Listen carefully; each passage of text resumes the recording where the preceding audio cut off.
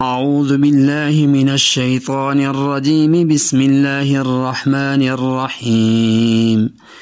ان الذین کفروا سواء علیہم اانذرتهم ام لم تنذرهم لا یؤمنون ختم اللہ علی قلوبہم وعلی سمعہم وعلی ابصارہم غشاوۃ ولہم عذاب عظیم۔ ان بے شک الذین جن لوگوں نے کفروا کفر کیا، سواء برابر، علیہم ان پر، اانذرتہم خواہ آپ انہیں ڈرائیں، ام یا لم نہ، تنذرہم ڈرائیں، لا نہیں، یؤمنون ایمان لائیں گے۔ ختم مہر لگا دی اللہ تعالی علی پر، قلوبہم ان کے دل، وعلی اور پر، سمعہم ان کے کان، وعلی اور پر، ابصارہم ان کی آنکھیں، غشاوۃ پردہ، اور لہم ان کے لیے عذاب عذاب عظیم بڑا۔ ان الذین کفروا بے شک وہ لوگ جنہوں نے کفر کا راستہ اختیار کیا، سواء علیہم برابر ہے، اانذرتہم ام لم تنذرہم کہ آپ ان کو ڈرائیں یا نہ ڈرائیں، لا یؤمنون وہ ایمان نہیں لائیں گے۔ ختم اللہ علی قلوبہم وعلی سمعہم اللہ تعالیٰ نے مہر لگا دی ان کے دلوں پر اور ان کے سننے کی قوت پر، یعنی ان کے کانوں پر، وعلی ابصارہم غشاوہ اور ان کی آنکھوں پر پردہ ہے، وَلَهُمْ عَذَابٌ عَظِيمٌ اور ان کے لیے بہت بڑا عذاب ہے۔ یہاں ایک بات تو یہ سمجھنے کی ہے کہ کفر کے لغوی معنی ہیں چھپانے کے، لیکن شریعت کی اصطلاح میں جن چیزوں پر ایمان لانا فرض ہے ان میں سے کسی چیز کے انکار اور تکذیب کا نام کفر ہے۔ اسی طرح جو شخص رسول اللہ صلی اللہ علیہ وسلم کی ان تعلیمات میں سے جن کا ثبوت قطعی اور یقینی ہے کسی ایک بات کو بھی حق نہ سمجھے اور اس کی تصدیق نہ کرے، وہ کافر کہلائے گا۔ دوسری بات یہاں یہ سمجھنے کی ہے کہ ان آیات سے مطلقاً ہر کافر کا بیان نہیں کیا گیا، بلکہ یہاں وہ خاص قسم کے کافر مراد ہیں جن کے بارے میں اللہ تعالیٰ کو معلوم تھا کہ ان کا خاتمہ کفر پر ہوگا، جن کے ضمیر ضد اور عناد کی وجہ سے مردہ اور دل سیاہ ہو چکے ہیں۔ ایسے کافروں کے بارے میں ان آیات میں پہلی بات تو یہ بتائی جاتی ہے کہ نبی پاک صلی اللہ علیہ وسلم کا ایسے کافروں کو ڈرانا یا نہ ڈرانا برابر ہے، یعنی یہ لوگ کفر پر ہی مریں گے۔ تیسری بات یہاں یہ سمجھنے کی ہے کہ یہاں پر فرمایا ختم اللہ علی قلوبہم وعلی سمعہم وعلی ابصارہم غشاوہ ولہم عذاب عظیم، کہ اللہ تعالیٰ نے ان کے دلوں پر مہر لگا دی اور ان کے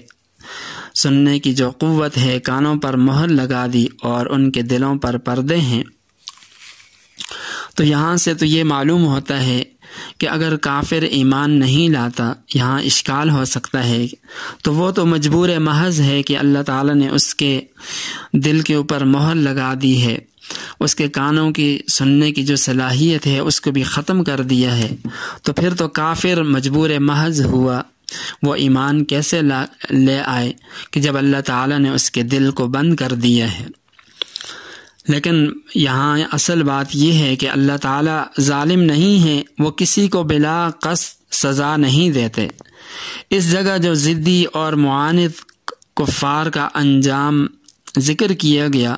وہ خود ان کے اعمال بد کا نتیجہ ہے۔ جہاں تک اللہ تعالیٰ کی قدرت کا تعلق ہے اللہ تعالیٰ نے انسان کو پیدا فرمایا دیکھنے سننے کے لیے۔